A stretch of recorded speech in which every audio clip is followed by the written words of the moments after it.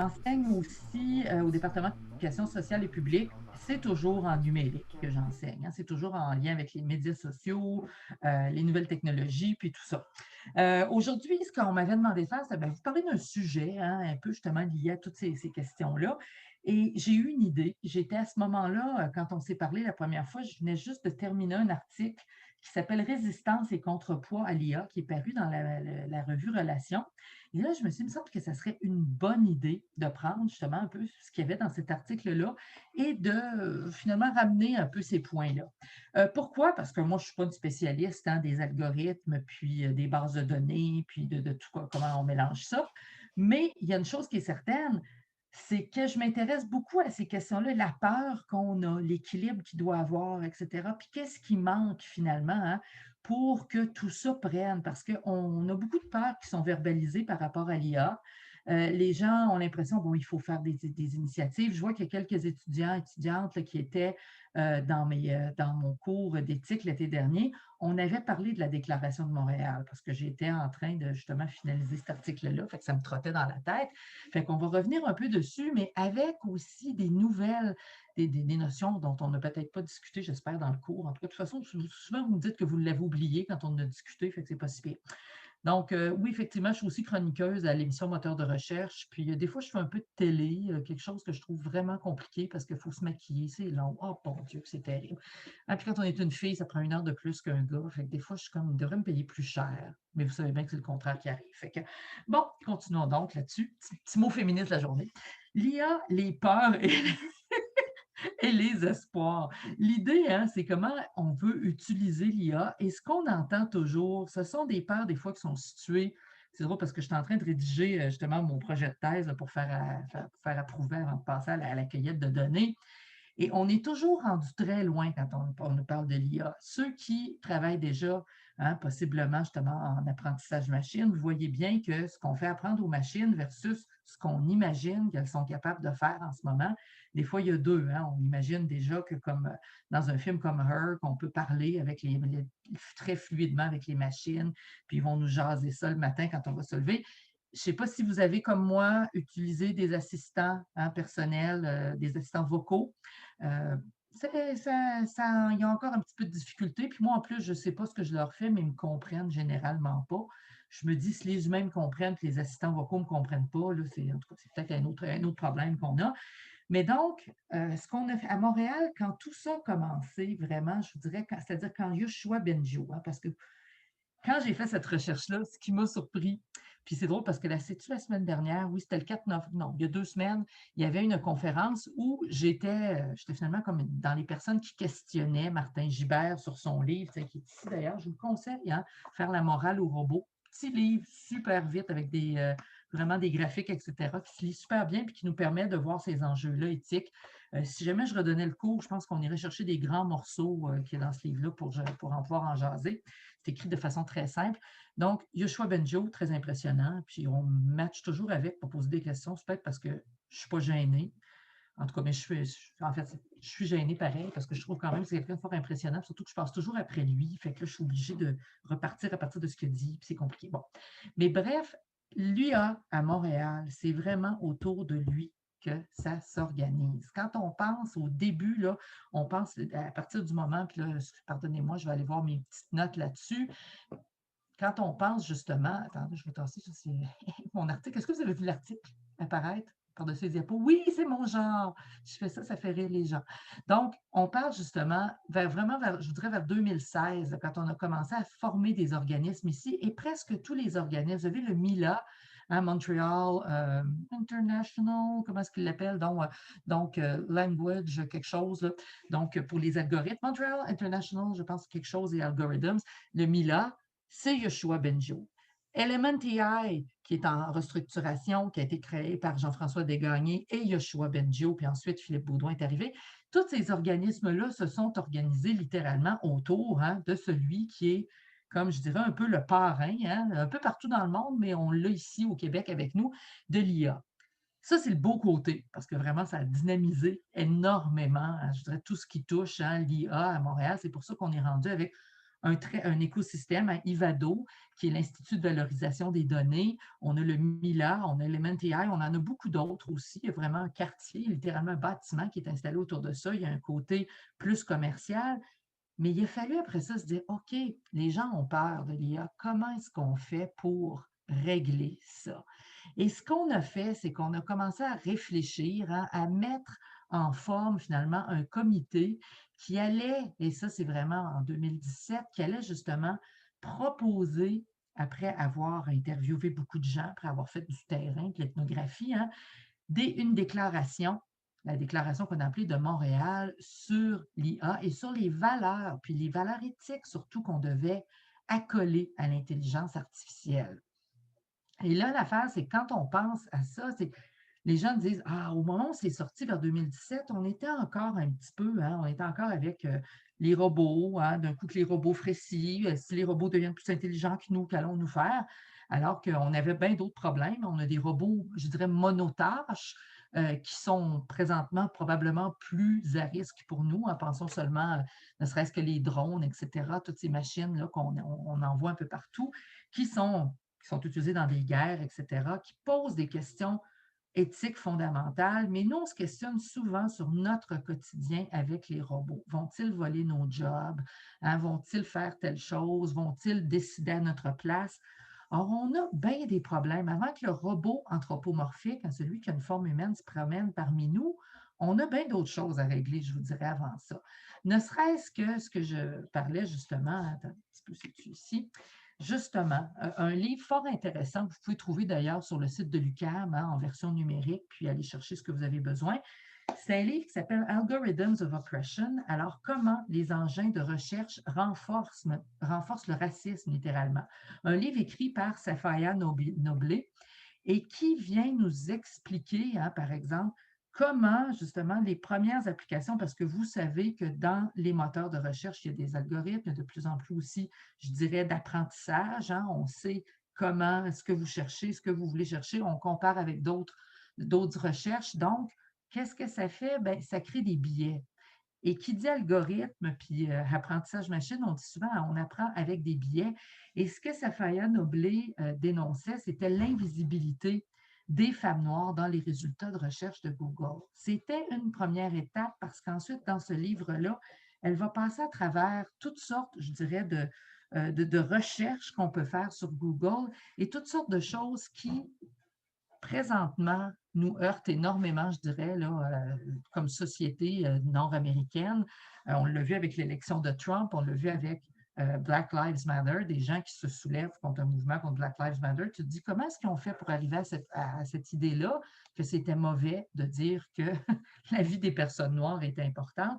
Bien, ils sont arrivés, puis Safia Noblé le dit, en faisant des recherches, puis en tombant sur des sources qui, par exemple, chaque fois qu'on fait des recherches qui sont enregistrées, par exemple, dans Google, leur revenaient, comme ils cherchaient, par exemple, des crimes qui étaient commis sur des personnes blanches par des personnes noires.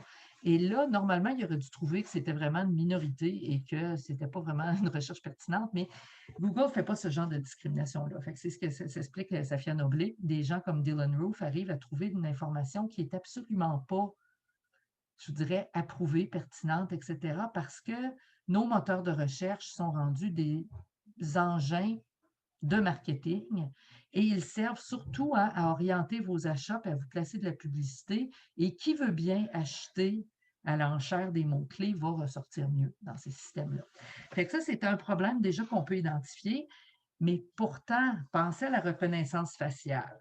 Est-ce qu'on avait hâte quand on était plus petit? Je ne sais pas pour vous, hein, on s'imaginait, on allait ouvrir tout avec nos portes, on allait arriver chez nous, on allait regarder la serrure, elle allait nous reconnaître, hein, un petit mapping du visage, hop, on peut rentrer.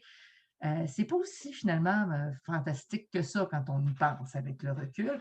On est rendu au point où c'est un autre exemple qu'on va trouver sur les biais, hein, de reconnaissance faciale. Encore là, souvent des biais envers les femmes, les personnes noires, etc., qui vont se retrouver d'une façon, je dirais, discriminés dans ces outils de recherche-là. Et quand on va utiliser l'intelligence artificielle, c'est arrivé encore tout récemment pour, par exemple, passer à travers les photos par exemple, des permis de conduire de tout un État, hein, où on cherche un homme noir de 18, admettons, à 40 ans, ben celui qu'on finit par identifier n'est tellement pas le bon que même arrivé en prison, les geôliers l'ont regardé et ont dit: «Mais vous êtes sûr que votre machine ne s'est pas trompée?» Et les policiers de répondre: «Mais non, c'est de l'intelligence artificielle, c'est meilleur que nous, c'est sûr qu'ils l'ont trouvé». Là, je rends ça un peu plus léger, mais c'est à peine moins drôle que ça dans la vraie vie. Fait qu'on s'aperçoit qu'on a tendance souvent à mettre trop de confiance déjà dans des systèmes qui ne sont pas nécessairement encore, hein, je dirais, encore raffinés et qui n'ont surtout pas encore été conçus. Puis là, d'ailleurs, j'ai une question, tiens, pour vous, ceux qui m'ont eu comme prof me connaissent, comment j'aime ça vous poser des questions. À votre avis, pourquoi est-ce qu'on a ces biais-là sur les femmes et les femmes noires, des gens partant?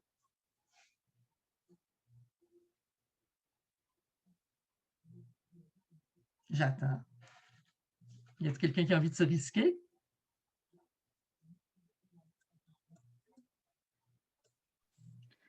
Ben, je vais y aller. Ouais. Euh, ben, je me dis que je suis pas certaine, là, mais en fait, l'histoire a toujours été écrite par les gens qui ont vaincu puis les gens au pouvoir. Ben, les femmes noires ont vraiment pas été au pouvoir, donc c'était vraiment la représentation des gens au pouvoir qui sont plus des hommes blancs.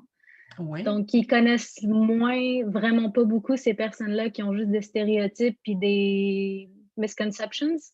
Oui, puis Donc, t'es pas loin de Laila, en fait, oui, effectivement. C'est déjà un bon bout de fait. Puis, dans la Silicon Valley, ça ressemble à quoi, les gens qui, en premier lieu, travaillent sur ces questions-là?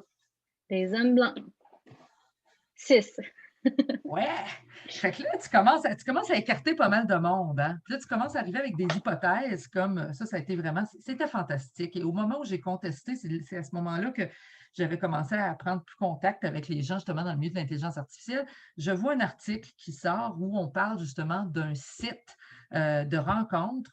On aurait utilisé les 35 000 photos du site de rencontre pour, tenez-vous bien, tu vas voir le mot 6 ici, des Laila, tu vas comprendre pourquoi il est important.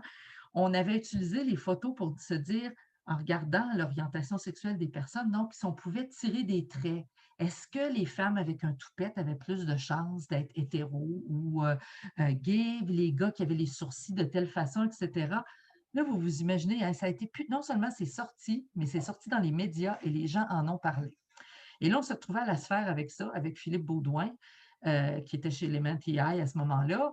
Puis Philippe fait ce que je vous fais. Il dit: «Pourquoi tu penses que ça n'a pas de sens?» J'ai dit: «Ben, juste culturellement, ça n'a pas de sens parce que déjà, l'échantillon n'était pas très grand, là, on se comprend, c'est l'échantillon seulement d'un site de rencontre. Mais culturellement, ça n'avait pas de sens parce que de décréter que parce que un homme se taillait les sourcils ou la barbe d'une certaine façon, il y avait plus de chances, par exemple, d'être gay ou d'être hétérosexuel, c'était ridicule parce que si on avait regardé les standards culturels, on aurait vu que des fois, ça peut être confondant. Déjà, c'était une première piste. Mais surtout, il n'y avait absolument aucun fondement. L'hypothèse était erronée au départ. Hein.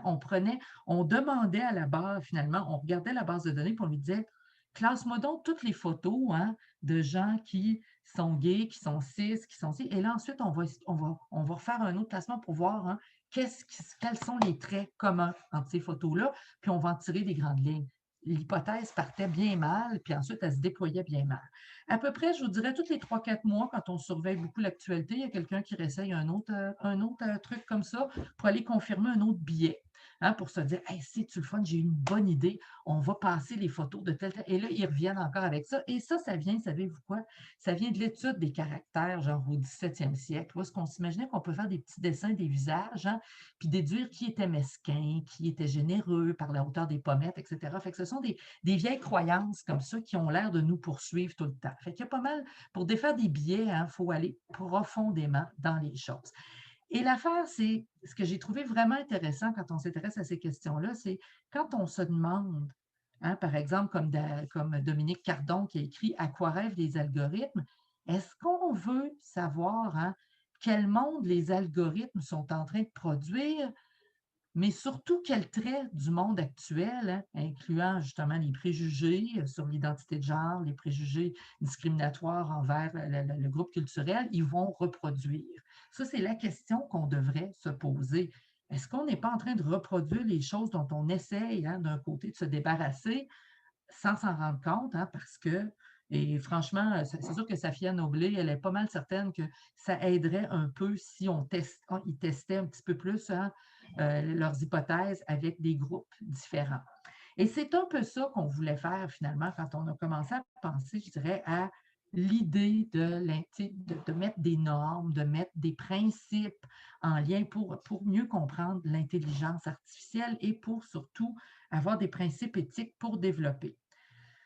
Pourtant, il y a des gens hein, qui n'avaient pas besoin vraiment. Je vous montre un garçon fort charmant, Joshua Brother, qui d'ailleurs, c'est drôle, il est tout jeune, il est sur Twitter. Si vous lui écrivez une question, il répond, il est là, puis il produit sans arrêt, sans égard à ce que les gens pensent de ses projets, mais ses projets sont fort intéressants. Ce qu'il produit, entre autres, c'est lui qui avait fait en premier, il s'était amusé à faire. Il y avait une vingtaine d'années quand il a décidé de faire un chatbot qui s'appelait Do Not Pay, ne payez pas, et qui permettait aux gens qui n'ont pas les moyens de se rendre à un hôtel de ville ou de comprendre le système légal, de contester une contravention pour un stationnement ou pour hein, un problème urbain quelconque. Et là, ce que ça pointe toujours, ces projets, ce qui est fort intéressant, c'est le manque de littératie juridique et médiatique hein, qu'il y a, parce que c'est par l'envers qu'on le voit. Et là, par la suite, Joshua s'est dit, c'est que je pourrais bien faire d'autres avec mon chatbot qui est déjà là, j'ai une bonne structure, j'ai juste à lui envoyer des données, puis à l'envoyer fouiller dans des bases de données. Il a donc regardé la situation des demandeurs d'asile, les gens de partout dans le monde qui essayaient de se sauver de pays hein, en guerre où est-ce que leur vie était menacée.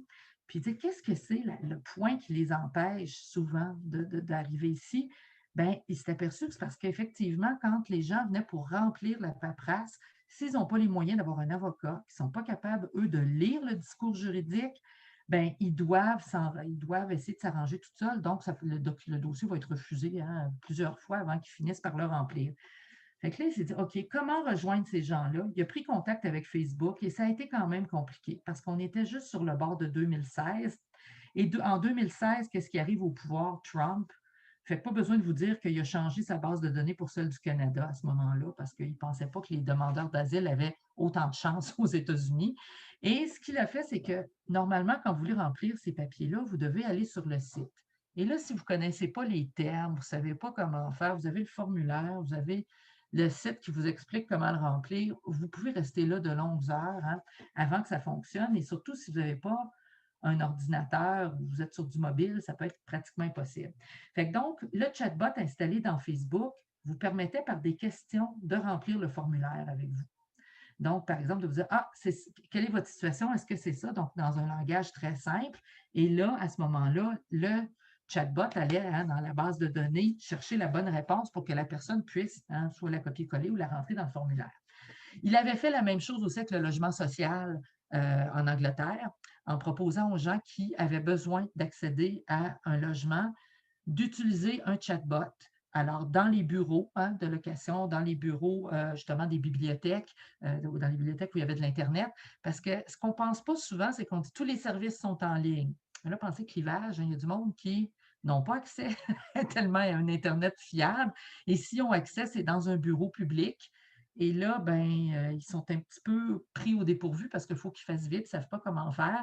Donc, la même chose, il avait installé justement un petit robot conversationnel pour que les gens puissent remplir leur demande d'accès au logement.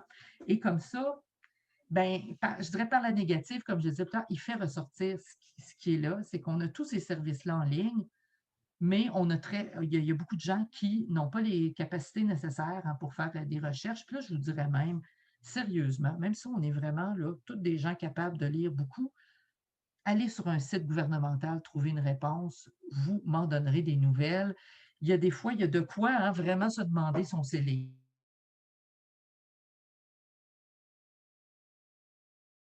Ils vont aller chercher des contenus, des algorithmes de contenu, ils vont te recommander des contenus, etc. Fait que donc, tu vas pouvoir, hein, en quelques minutes, avoir accès à cette information-là. De plus en plus, on remarque hein, que c'est quelque chose qui est utilisé, par exemple, même pour les sites de recommandations culturelles. J'en parlais dans un autre de mes cours, puis il y a un étudiant qui me disait, ben, j'ai travaillé sur un projet comme ça. C'est parce que justement, les jeunes consommateurs culturels n'ont pas envie, des fois, ils sont sur leur appareil mobile, ils n'ont pas envie que ça prenne 2 heures à essayer de trouver le spectacle qu'ils veulent. Ils veulent juste rentrer 2 mots-clés, puis qu'on leur suggère les bonnes réponses, puis qu'il y a juste à cliquer sur la bonne et acheter leur billet. Donc, et dans ce cas-là, fait aussi bien intéressant pour l'avenir, n'est-ce pas, de l'informatique et de l'intelligence artificielle. Les jeunes, et là je parle des 18-30 ans, souvent ont absolument aucun problème à interagir avec un robot conversationnel s'ils savent pourquoi ils le font, dans quel but, puis qu'est-ce que ça va leur apporter. Par exemple, je vous donnerai un autre exemple que je pense que j'en parlais dans cet article. Ah non, je pense qu'il a été coupé dans cet article-là, mais j'en parle généralement dans, dans les choses que je fais. Wobot, connaissez-vous Wobot? W-O-E-B-O-T. Je vais vous l'écrire peut-être même pour ceux qui voudront faire des recherches. Wobot a été créé à l'Université de Stanford. Attends un peu, où est-ce qu'il est mon petit chat ici? Ah, le chat. Attends un petit peu. Là, je dis le chat, puis il y a un chat qui arrive en miaulant. Hein, ça, c'est quand même, c'est pas merveilleux. Chat 3, y a-t-il des questions? Oui, OK. Donc, je vous écris le nom de Wobot. Je l'ai testé, Wobot, pendant, je pense que j'ai fait 5 séances de thérapie avec lui pour en parler dans une chronique. Puis finalement, ça va me servir dans mon doctorat. Fait qu'il n'y a rien qui se perd. Hein, on récupère les choses qu'on fait.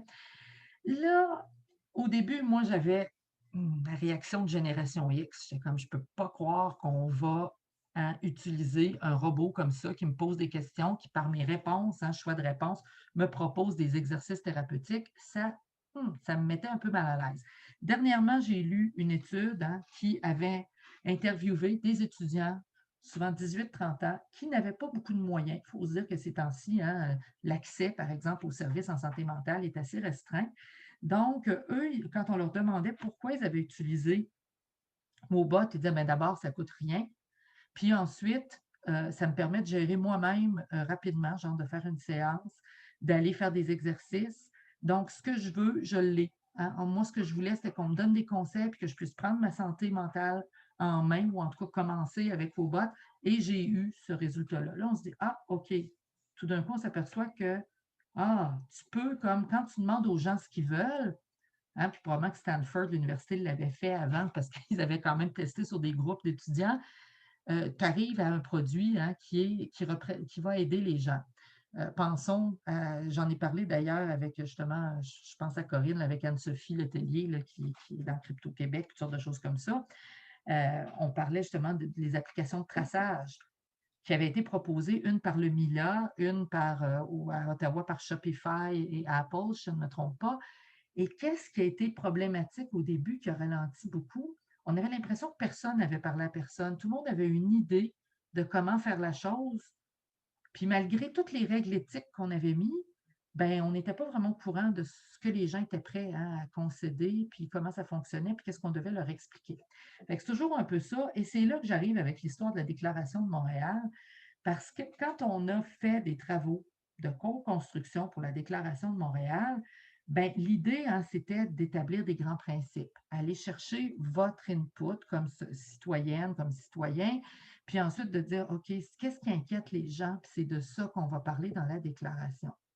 Mais une fois que ça, c'est fait, puis c'est drôle parce qu'on a eu la conversation justement avec Martin Gibert et Yoshua Bengio dans une autre présentation, une fois que ça c'est fait, quand on crée des produits, si on ne retourne pas à cette réflexion-là de base, bien, on repart encore avec des fois des hypothèses erronées, des choses qu'on pense savoir, mais qui sont des biais cognitifs qu'on a sur comment les gens pensent, ce qu'ils n'aiment pas, etc. Et là, on repart encore avec ça. Puis pendant ce temps-là, les médias nous parlent des robots sexuels, puis c'est quoi l'autre chose, là? Se faire voler sa job par des robots. Fait que, ben, il y a toujours ces sujets-là, alors qu'il y a vraiment une réflexion profonde à mener là-dessus. La co-construction citoyenne là, qui a été faite là-dessus, c'était vraiment d'aller chercher des principes éthiques généraux autour de 7 valeurs, l'autonomie, la justice, le bien-être, la vie privée, la démocratie, la connaissance et la responsabilité. Puis ensuite, ils ont établi 10 principes. Ceux qui ont fait le cours d'éthique avec moi, on en parlait beaucoup parce que déjà, Quand on lit Norbert Wiener, hein, on voit ces principes-là énoncés, hein, qui ont été tirés des écrits là, du mathématicien Norbert Wiener, donc qui a fait le concept finalement là, de cybernétique. Quand on regarde ce qu'il écrit, ben, ces principes-là, déjà, ils se dégagent. Hein, les principes de justice, hein, que ne pas justement flouer une personne, il faut que nos actions soient hein, autant dans les avancées technologiques que l'intelligence artificielle, qu'on s'assure toujours que ça soit égal. Mais partant de ce qu'on se disait tout à l'heure, hein, d'abord le fait que souvent dans les lieux où on crée énormément d'applications utilisant l'intelligence artificielle, utilisant des algorithmes, etc., on est souvent dans des milieux qui sont très peu mixtes. Fait que déjà, on part avec, hein, je dirais, une prise certainement. Puis ensuite, on est dans des milieux aussi très fermés, deuxième prise, où est-ce qu'on n'a pas nécessairement hein, les mêmes préoccupations que monsieur, madame, tout le monde qui est en train d'essayer de remplir un formulaire pour avoir accès à un logement subventionné. Fait que là, tu sais, on est toujours là-dedans. Fait que là, le principe de justice en partant, là, il est froissé un petit peu par toutes ces choses-là. Fait que ça, c'était pour le contexte d'élaboration de la déclaration. Les trois objectifs qu'on voulait dans ça, c'était élaborer un cadre éthique pour le développement puis le déploiement de l'IA. Puis on voulait hein, que ça serve, ce contexte-là, à orienter la transition numérique pour que tout le monde puisse bénéficier de la révolution technologique. Déjà, là, je vais vous dire ici, là, tout le monde, là, que tous puissent, euh, je me permets encore, puis là, des fois, je me trouve comme un peu rabat-joie avec ça, mais j'ai vu les débuts là, de l'enseignement à distance. Je ne sais pas pour vous, vous êtes en informatique, vous êtes souvent équipés, puis même là, ça ne veut pas dire que tout le monde avait une connexion extrêmement performante à la maison en partant. Côté de l'éducation, justement, quand on dit que tous puissent profiter de la révolution technologique, on s'aperçoit que souvent, dans les maisonnées québécoises, même si on est quand même hein, assez, assez bien, on n'est pas en général là, en classe moyenne, ce maintien pas si pire, beaucoup de gens n'avaient pas assez d'ordinateurs pour tout le monde. Hein. Fait que là, les jeunes, il fallait qu'ils passent chacun leur tour sur la tablette, faire leurs cours en ligne, ce qui peut être quand même problématique. Fait que là, quand on parle que tous puissent bénéficier de la révolution technologique, quand on parle avec les gens qui font ça, par exemple avec Martin Gibert qui se questionne sur l'éthique, tout ça, on en arrive à se dire, ouais, il y a quand même, hein, il y a déjà des principes qui sont sur papier, qui sont sur Pixel, comme je le dis des fois sur des sites web, et qui ne sont pas encore atteignables parce qu'il y a des fractures numériques un peu partout. Puis d'ailleurs, c'était une chose qu'on discutait beaucoup par les applications de traçage. Dans la première vague, quand les personnes qui étaient les plus touchées étaient des personnes du troisième âge, souvent déjà dans des centres de soins prolongés. Je ne sais bien pas comment on aurait fait pour les tracer. Hein. Puis ensuite, parce qu'ils n'ont pas d'appareil d'abord, puis ceux qui prenaient soin d'eux, ben, on s'est aperçu que finalement, ils n'étaient pas très riches. Hein. Puis il n'y avait pas les téléphones avec les systèmes d'exploitation les plus récents qui leur auraient permis même d'installer tout ça. Fait que là, des fois, on se dit, waouh, on rentre vraiment souvent dans on est comme fâché parce qu'on a un téléphone il y a 2 ans, puis on rentre dans une idée d'un solutionnisme technologique. Ça, c'est Evgeny Morozov qui utilise cette expression-là et qui l'a utilisée pour parler du traçage numérique. Ou est-ce qu'on s'imagine que si on réussit à développer beaucoup, beaucoup, beaucoup l'intelligence artificielle, tout va s'arranger, la médecine personnalisée va se faire, on va pouvoir hein, faire des consultations à distance avec nos médecins comme ça. Pour ceux qui ont eu des consultations à distance avec leur médecin, vous avez dû voir que les claquements de doigts n'étaient pas nécessaires, étaient assez optionnels. Hein? Ça ne s'est pas fait comme ça. Puis, il reste encore beaucoup de choses à faire, ne serait-ce qu'il y a des villages au Québec où on n'a pas encore accès à une connexion haute vitesse. Fait que là, pour ce qui est de la transmission des données avec la 5G, on repasse, hein? On n'est pas rendu là encore. Et est-ce que ça veut dire qu'on va avoir un système de santé à, j'allais dire 2 vitesses, mais il est probablement déjà à 2 vitesses, à 3, 4 vitesses, en rajoutant l'Internet? Ça se peut. Donc, on veut ouvrir aussi un espace, on dit, de dialogue national et international pour réussir collectivement un développement inclusif, équitable, écologiquement soutenable de l'IA. Tout ça, c'était beau, c'était des beaux principes. On en a parlé beaucoup en 2018. Je me souviens d'être allée à RightsCon, etc.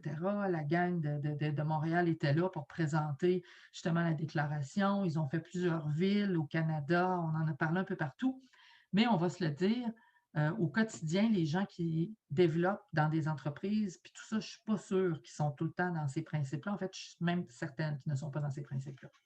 La méthode qu'on a faite hein, pour faire ce type de déclaration-là, plus pour ça, c'est que ça, cette déclaration-là, ça devrait être un peu le contrepoids à vos peurs. Finalement, ben, vos peurs. Je dis vos peurs, nos peurs, et c'est pas nécessairement juste vous, là, c'est à ce que la société anticipe, je dirais, quand ceux se sentent concernés par ça. Donc, les professeurs, les professeurs, les journalistes, les étudiants en informatique, en culture numérique, en sociologie, donc ceux qui sont là-dessus, qui lisent là-dessus. Donc, la méthode qu'on a utilisée, c'était bon, arbitrer collectivement les controverses éthiques et sociétales sur l'IA, améliorer la qualité de réflexion sur l'IA responsable, puis l'idée de renforcer la légitimité des propositions pour une IA responsable. On va regarder quand même, on va passer un petit peu à travers, le principe de bien-être. Là, vous allez voir qu'on ne révolutionne pas encore le genre. Hein? Ceux qui se rappelleront de Norbert Wiener, vous allez comme voir quand même des choses qui sont similaires. Le principe de bien-être, hein, c'est l'idée que les systèmes d'intelligence artificielle, on pourrait le remplacer par les technologies, doivent permettre d'accroître le bien-être de tous les êtres sensibles. Là, ce qui s'est ajouté, là, je dirais, c'est sensible. Hein? Là, on pense à, probablement que vous connaissez Stephen Arnold qui discute hein, de l'intelligence artificielle, mais aussi de la sensibilité des animaux, puis qui est notamment très, je dirais, pro-véganisme, etc., à cause de sa réflexion à ce propos-là sur la sensibilité des animaux. Donc là, justement, on voit comment on a ajouté des dimensions contemporaines, mais sur la base, on est encore à la même place, sauf qu'on se préoccupe d'un petit peu plus large que juste l'humain. On n'est pas anthropocentrique, là. On va prendre un petit pas de recul pour dire des êtres sensibles. Donc, on devrait permettre à tout le monde d'améliorer leurs conditions de vie, leur santé et leurs conditions de travail. Ça, c'est quand on pense à un système.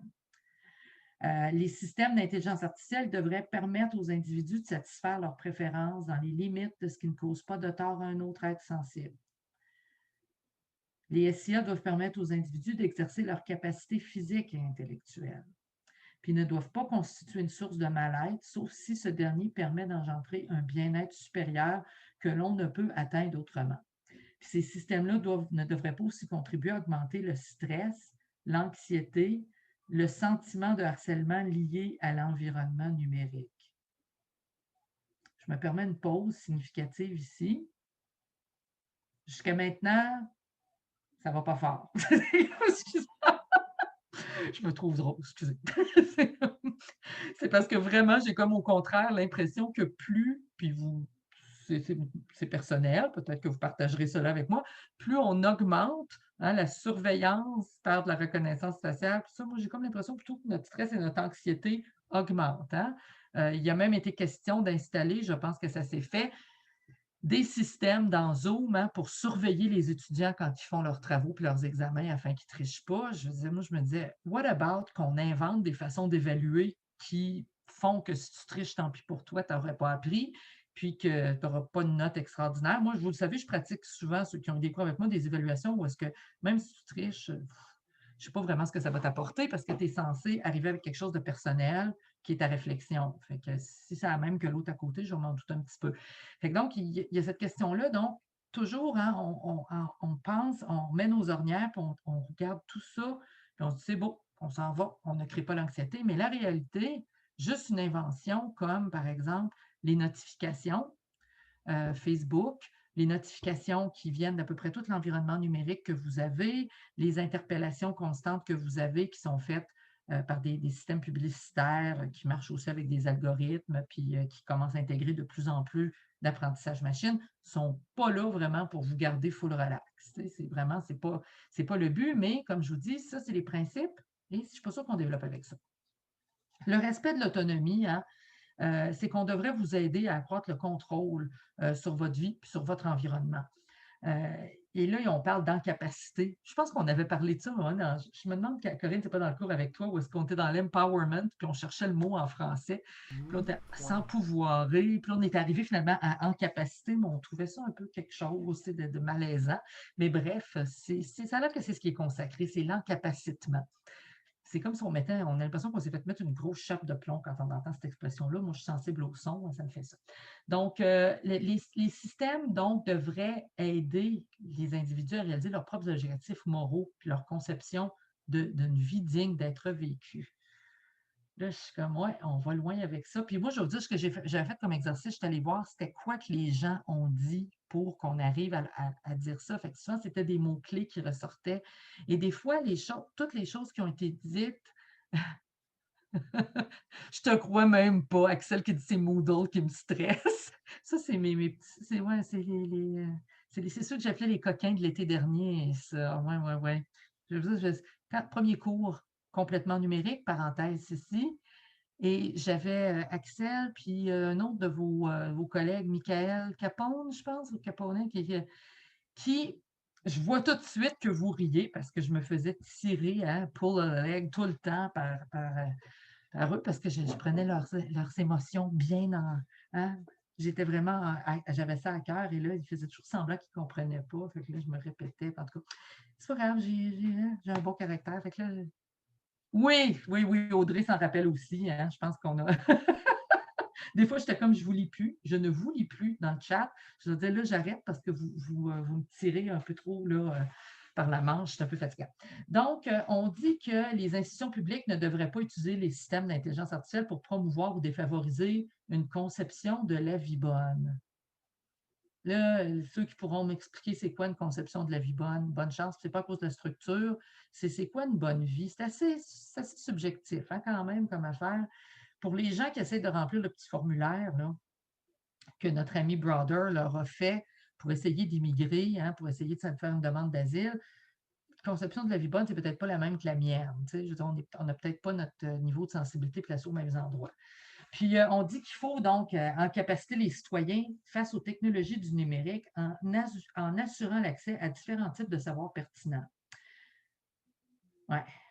Puis, de littératie donc numérique et médiatique. Je ferais remarquer que ce bout-là, ça fait 2 ans là, que c'est sorti. On n'est pas encore près de l'atteindre. Hein. Quand j'ai vu les peurs liées aux applications de traçage, ce qui était le plus désolant, c'est que ce n'était pas les peurs qui étaient réelles, que les gens sortaient et qui croyaient le plus. Hein. Ils nous parlaient de choses qui, des fois, n'étaient pas là dans l'application. Puis là, tu te disais, OK, donc, vous n'avez pas trop compris, vous avez juste comme peur en général, fait qu'on a encore un problème de littératie numérique à régler.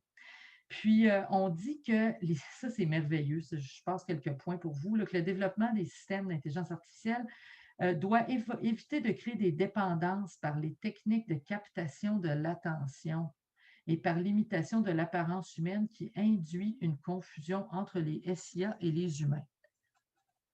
Je peux-tu vous dire que tout ça, ça a déjà été fait? C'est déjà fait. C'est comme si déjà, hein, on l'a déjà exploité. L'économie de l'attention, ce n'est que ça. Les notifications que vous avez, que vous allez retrouver un peu partout dans tous les systèmes hein, de réseautage social, c'est de la captation de l'attention constamment. Tout le monde se bat hein, par toutes sortes de mécanismes pour avoir votre attention, pour vous vendre des choses. C'est déjà là. L'imitation de l'apparence humaine qui induit une confusion. J'aimerais vous rappeler une conférence, je pense que c'était de Google, qui était fort malaisante, où on avait inventé, après l'assistant vocal domestique, on avait inventé un assistant vocal téléphonique. Fait que donc, vous pouviez faire téléphoner votre assistant vocal à votre salon de coiffure, dire Google, appelle au salon de coiffure. Puis là, il appelait pour prendre ton message et la personne à l'autre bout n'était pas toujours consciente que c'était une personne synthétique, si on veut, une voix synthétique qui répondait. Fait que tout ça, hein, on l'a déjà fait, puis on s'est fait dire que c'était malaisant, mais les principes sont là. Donc, ce qui veut dire que quand on développe, on n'a pas encore ces principes-là, ils ne sont pas encore intégrés dans les milieux hein, où on développe des produits. Fait que tenez-vous pas si on continue à avoir des problèmes avec ça. Protection de l'intimité puis de la vie privée, c'est aussi des concepts qui ont évolué. Je vous dirais, dans certains cas, sur l'intimité, ça a un peu reculé. Sur la vie privée, on s'en soucie, puis on recommence à s'en soucier, mais on a eu, comme on dirait, un creux dans notre protection de la vie privée. Je pense que le creux a commencé à se combler quand on est arrivé avec le cas Cambridge Analytica. Ça vous dit quelque chose, hein? Alors, Cambridge Analytica, cette merveilleuse firme bâtie sur mesure pour faire plaisir à Steve Bannon, qui, avant de lancer Breitbart News, était conseiller de Trump et qui finalement servait, hein, vous vous en rappellerez, par le biais de faux tests de psychologie qu'on administrait par centaines de milliers, à demander aux gens de remplir le test. Et là, les gens disaient, oui, mais ce pas des questions si privées que ça. Ce qu'ils ne savaient pas, c'est qu'ils avaient accepté en remplissant le test qu'on ait accès à toutes leurs données puis aux données de leurs amis. Ils ont récolté comme ça, je pense, 87 millions de profils hein, au complet avec toutes les données. Il y a des, il y a une entrevue avec Christopher Wiley qui est assez marquante où on lui dit est-ce qu'ils avaient accès, est-ce que vous aviez accès à nos messages personnels? Il dit I could not say either we had or we did not. Je pense qu'il faut comprendre qu'il y avait, mais lui, il ne les a pas vus personnellement, fait qu'il ne peut pas en témoigner, mais il pense qu'ils avaient accès aussi à vos messages personnels, ce qui ne serait pas surprenant parce que dans ce processus-là, qui visait justement à automatiser des campagnes de marketing, etc., ce qui était assez marquant, c'est qu'on s'est aperçu qu'ils n'étaient pas les seuls à l'avoir fait. Amazon, hein, qui négocie avec Facebook pour que vous soyez reciblés. Vous comprenez hein, le lien entre les cookies et le reciblage marketing? Oui? J'attends un petit mot, quelque chose dans le... Est-ce que ce serait possible de nous faire une explication pour tout le monde pour Ben être sûr qu'on est voilà. sur la même, Bon, alors même longueur d'onde? quand vous naviguez, Delila, on a des témoins de navigation hein, qui, à chaque site, quand vous arrivez des fois devant un site, depuis le règlement général sur la protection des données, on va vous dire ce site récolte des témoins de navigation ou des cookies, ou les deux, des fois qu'on va vous dire acceptez-vous. Puis là, tu vas dire acceptez-vous tel qu'il est ou voulez-vous les modifier. Si vous cliquez sur les modifier, vous allez voir que des fois, il y en a comme 300, 400, 500. Facebook est toujours là, plein d'autres sites, des sites aussi qui sont des sites de vente de publicité, littéralement, qui vendent en lot de la publicité un peu partout, puis qui veulent vous suivre pour savoir combien de temps qui vont suivre votre comportement. Et les témoins de navigation, s'il y en a 500, des fois, c'est parce que justement, on veut voir sur quelle page vous vous arrêtez, sur quel produit vous vous arrêtez. Et quand vous vous êtes arrêté sur un produit puis vous l'avez regardé, bien, il est fort probable que quand vous allez aller sur un autre site, ils ont la même compagnie a encore des cookies aussi. Fait que donc, votre navigateur hein, va vous remettre des pubs du produit que vous avez visionné. Fait que c'est comme ça que vous êtes suivi par des fois des bots par exemple, de Johnny Fluvog que vous avez regardé 2 fois, ou encore un truc sur Amazon qui vous suit jusque sur Facebook si vous n'avez pas de bloqueur de publicité. C'est comme ça que vous êtes traqué. C'est un système qui est appelé à changer, mais quand même, vous êtes déjà traqué depuis plusieurs années. Et tout ça, hein, c'est Google souvent qui orchestre ça en partie avec d'autres vendeurs de pubs, etc., les sites eux-mêmes. Il y a énormément de parties en jeu dans ça. Donc, ça, ce sont les témoins ce qu'on appelle les témoins de navigation ou cookies. Faites l'essai. Quand vous arrivez sur un site, on vous dit acceptez pas, dites je veux modifier, puis là, allez voir tout ce qu'il y a là-dedans. Puis ce qu'on vous offre aussi, parce que des fois, on va vous offrir, par exemple, ne pas garder mes données de navigation plus que 3 mois pour l'usage de ce site. Ça, c'est parce que c'est les limites de ce que le règlement général de protection des données fournit. D'ailleurs, le règlement là, que Stephen Guilbeault est en train de proposer avec le CRTC va dans ce sens-là. C'est-à-dire qu'ils donnent plus de pouvoir, entre autres, au commissaire à la vie privée dans le but justement de pouvoir vous donner ces possibilités-là ici aussi.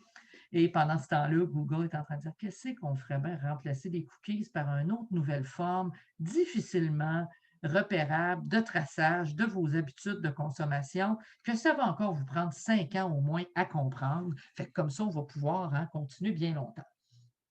Donc, on se dit que les gens devraient toujours avoir le choix aussi de la déconnexion numérique dans leur vie privée. J'aimerais vous rappeler que ça arrive, c'est pas encore là. Hein? Puis l'intégrité de l'identité personnelle doit être garantie. Là aussi, hein, si vous avez vous avez eu des vols d'identité, d'ailleurs, vous pouvez aller voir à My Account .google, puis vous allez voir tous les sites où vous vous êtes connecté avec Google qui ont pu être compromis. Vous l'avez peut-être déjà fait. Moi, chaque fois que je monte ça dans une chronique, elle me montre son scotch au plafond, ils n'ont jamais vu ça. Mais des fois, si vous ne l'avez pas vu, permettez-vous d'aller le faire.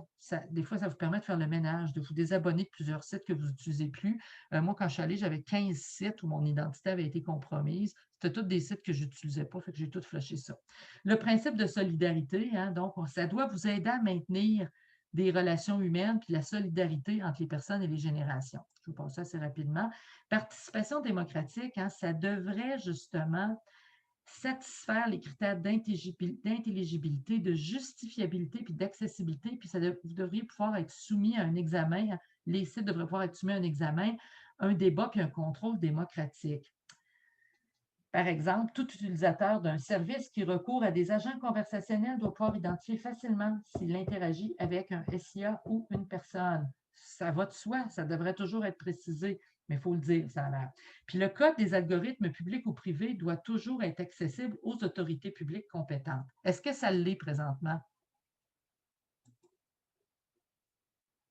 Est-ce que les algorithmes de Facebook sont accessibles au pouvoir public? Non, tout à fait. Il y en a qui ont bien suivi mon cours, merci. C'est pas accessible. Ce sont, disent-ils, des recettes secrètes commerciales, comme l'algorithme de Google et d'à peu près tous les sites.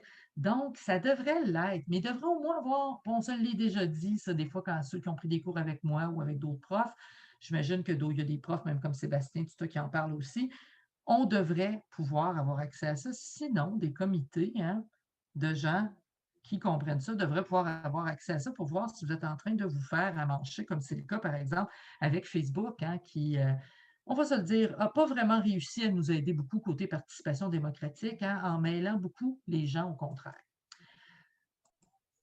L'équité, le principe d'équité, ça, c'est vraiment qui devrait être conçu pour la réalisation d'une société juste et équitable. Quand on fait, là, déjà en partant, vous savez que présentement, comme l'apprentissage machine ne fait pas tout le parcours, que les robots conversationnels ne sont pas capables des fois de de résoudre un problème de A à Z, qui le résout? Axel va peut-être, Audrey, savoir ça, vu que vous étiez déjà dans mes cours.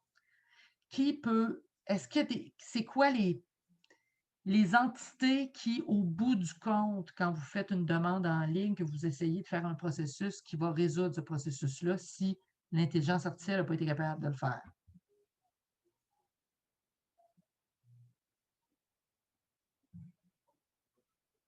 Ben, c'est ça. Effectivement, Audrey, il y a des humains. Et ce qui est plate, c'est que ça ne contribue pas, les humains qui sont là, à une société juste et équitable. Parce qu'imagine-toi donc, qui sont eux aussi contrôlés par des algorithmes. Puis, ils sont eux aussi, leur travail est contrôlé par des algorithmes, puis ils sont vérifiés par des boss qui sont des, des algorithmes, puis des petites applications, si on veut, d'apprentissage machine, qui regardent à chaque fois, tous les jours. Il y en a traité 30 cas. Est-ce qu'il aurait dû en traiter plus? Quel mot-clé, etc. Donc, ils fouillent un peu partout, puis qui chaque jour les challenge plus. Fait que, finalement, jusqu'à maintenant, on veut faire une société plus juste, mais pour nous qui sommes choyés, qui vivons en Amérique du Nord ou en Europe et qui avons la part belle, disons, dans tout ça. Mais les pays en développement qui ont besoin de cette économie-là, eux, par exemple, on est équitable un petit peu moins avec eux. Puis l'accès aux ressources, puis au savoir, puis aux outils numériques fondamentaux doit être garanti pour tous. On n'y arrive pas en pays développés, fait que j'ose pas imaginer qu'est-ce qu'il y en est ailleurs. Inclusion et diversité. Même chose, on tombe dans ce que Safia Noblé nous parlait. C'est l'utilisation, justement, qui ne devrait pas conduire à une uniformisation de la société par la normalisation des comportements et des opinions. Je m'excuse, mais ça aussi, on y a failli déjà pas mal. Qu'est-ce qui arrive présentement avec, entre autres, les algorithmes dans Facebook? Avez-vous vu The Social Dilemma?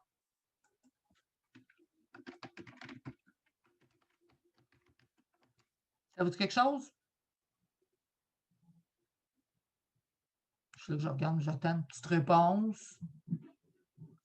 Êtes-vous tous en train de chatter avec vos amis pendant que moi, je me fais aller, je n'aurai plus de voix tantôt?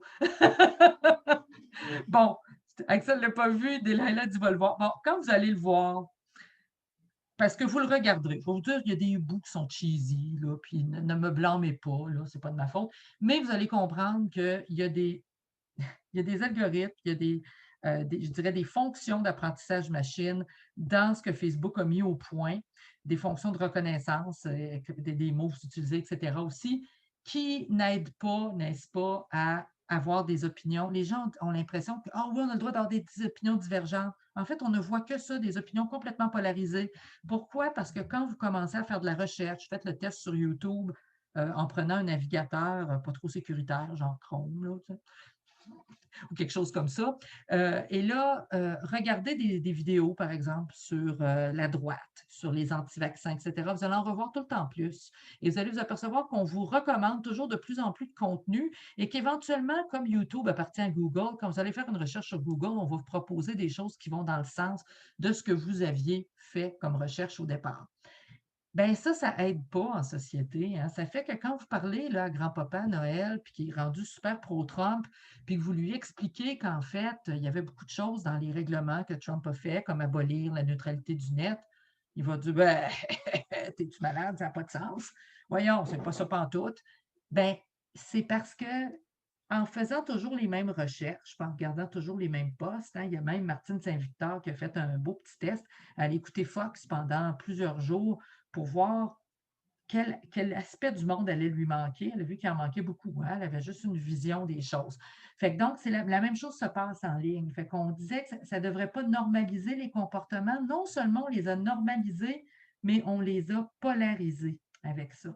Puis, je vous conseille de jeter un coup d'œil justement sur Social Dilemma. Vous sauterez les bouts en famille, là, qui sont plus où est-ce que la famille se chicane à table, puis vous irez pour les entrevues avec des gens fort intéressants. Donc, on dit qu'on ne devrait pas vous enfermer dans un profil d'utilisateur ou une bulle filtrante, fixer les identités personnelles par le traitement des données et leurs activités passées. C'est à peu près tout ce qu'on vous fait présentement. Puis, c'est ce qu'on fait aussi, hein, quand, par exemple, une femme noire, par exemple, fait une recherche sur, admettons, les styles de cheveux, puis ce qu'on lui propose, c'est toujours pour faire des commentaires négatifs, par exemple, sur les styles de cheveux qui pourraient convenir à son type de cheveux. Hein, parce qu'il ne faudrait surtout pas qu'elle puisse avoir des tresses ou des choses qui conviennent bien puis qui vont être faciles d'entretien. Ça, je pense qu'on a tous le même problème, mais disons qu'avec ce qu'on se parlait des billets de tantôt, hein, c'est ce qui arrive. Le principe de prudence, lui, ça a tout le temps été ça aussi, hein. Les gens doivent faire preuve de prudence en tant que possible en anticipant les conséquences néfastes. Ceux qui ont fait là, le fameux test que je vous parlais tantôt sur les sites de rencontres, puis qui ont publié un article qui n'avait pas encore été vérifié par les pairs, mais qui a été repris par plein de médias censément crédibles, qui disaient qu'on pouvait voir selon la forme des sourcils ou du toupette qui était de telle orientation sexuelle ou pas. Je veux dire, ils ont causé un préjudice à des gens. Honnêtement, ils ont causé un préjudice à des gens, mais ça s'est fait quand même. Fait que vous voyez qu'on a déjà des systèmes qui sont là, qui ne sont pas prudents. La responsabilité, hein, seuls les humains peuvent être tenus responsables. Je regrette, mais mes policiers, là, à qui on avait confié un système de reconnaissance faciale, quand ils ont envoyé le monsieur en prison, après, écoutez, cette histoire-là, c'est tellement ahurissant. Ils l'ont arrêté chez lui, dans son petit quartier de banlieue. Il rentrait de travailler, il sort de son SUV, habillé tout propret. On lui saute dessus, les menottes dans le dos, on salit tous ses vêtements, on le rentre en prison. Comme je vous disais, les geôliers disent ce gars-là, c'est pas celui qui était sur l'avis de recherche. Celui qui était sur l'avis de recherche avait 10 ans de moins, puis il ressemblait pas du tout. Ben, on a essayé de dire c'est le système qui nous a trompés. C'est très facile, hein, puis on met trop de confiance des fois dans des systèmes qui, en termes d'âge mental, ne sont pas rendus, hein, ils sont des fois très performants dans une tâche, genre calculer, par exemple, le risque en gestion, calculer si vous devriez avoir un prêt de 1000 pièces ou pas chez Desjardins, ils n'ont pas de problème à faire ça. Mais quand c'est le temps de décider si vous devez arrêter un humain ou pas, puis que vous savez que les bases de données n'auront pas assez traité de photos de personnes noires, puis n'ont pas assez fait de tests, donc ils vont être biaisés, puis que vous mettez une photo d'une personne noire là-dedans, vous devriez peut-être avoir hein, une petite responsabilité. Puis la décision de tuer doit toujours être prise par des êtres humains. Ça, savez-vous pourquoi? C'est parce qu'on hein, essaie toujours de dire comment une IA, une voiture en IA devrait se comporter hein, si elle a le choix entre, par exemple, frapper deux humains en tournant vite ou en freinant vite puis en frappant juste un. On a toujours ce principe-là, c'est l'histoire du train. Puis là, après, on complexifie ça. D'un coup, que les deux humains-là sont des médecins, chirurgiens, cardiaques qui pourraient sauver du monde, puis que l'autre personne-là, c'est un petit vaurien ou je ne sais pas quoi. Tu sais. On essaie de nous remplir le dilemme. En fait, c'est malheureusement, hein, vous ne pourrez pas laisser probablement les IA. Les IA, comme dans les décisions d'affaires, vont vous suggérer des choses, puis ça devrait être nous qui sommes tenus responsables de la décision. C'est beaucoup trop hein, accordé je dirais, de possibilités à l'IA, de se dire que on va tenir responsable un programme informatique de ce qui s'est passé. Hein, cela dit, ça arrive trop tellement souvent. Hein, c'est comme si le virus qui infecte votre ordinateur, c'est de sa faute. J'aurais tendance à remonter un peu avant, justement, qu'il arrive à l'ordinateur. Moi, mais bon, c'est peut-être juste moi. Hein. Puis ensuite, vous avez le principe de développement soutenable, qui est le développement durable à toute fin pratique. Puis ça, même là, hein, ça a toujours été là, c'est qu'on va parler d'utilisation qui doivent se réaliser de manière à assurer une soutenabilité écologique forte de la planète. Et je me permets de vous dire qu'on n'y est pas encore tout à fait, hein, parce que j'ose pas imaginer quand on va, ben, je veux dire, vous avez visité les grandes pièces hein, pour les ordinateurs, les super ordinateurs comme il y a le TS, etc. Il commence à en avoir de plus en plus d'ailleurs dans le système canadien et aux États-Unis. C'est bien clair que je veux dire, ça pour encore longtemps, ça va demander énormément d'énergie. Pensez juste à l'énergie pour faire marcher une blockchain. Hein, pour que tous les ordinateurs en réseau puissent authentifier une transaction. Moi, je me dis, s'il vous plaît, quand c'est juste pour savoir hein, si un contrat est valide ou pas, on peut peut-être avoir des moyens un petit peu plus faciles hein, que toujours se fier à des technologies. Oh, j'arrive à la fin de mon affaire et finalement, l'idée du contrepoids, qu'est-ce que c'est? C'est que savez-vous on a ces principes-là qui viennent hein, des gens du milieu de l'intelligence artificielle qui se sont concertés pour vous les proposer. Et ce que mes collègues, je vous ai mis la référence ici, Joël Gélina, Myriam Lavoie, puis Lisiane Lomazy et Guillaume, que je connais un peu aussi, ont proposé, c'est qu'ils ont dit, eux, mais est-ce qu'on ne devrait pas, après avoir fait le même parcours que moi, est-ce qu'on ne devrait pas justement se questionner sur le fait que le développement de l'IA en ce moment, c'est axé essentiellement sur la création de gadgets assez onéreux, puis sur le besoin des entreprises d'améliorer leur efficacité et leur productivité sans qu'il y ait nécessairement de considération du bien commun. Puis, comme on le constate dans la recherche que ces filles-là ont faite, ça vous intéresse, vous irez la chercher, là, avec le nom, vous allez le trouver.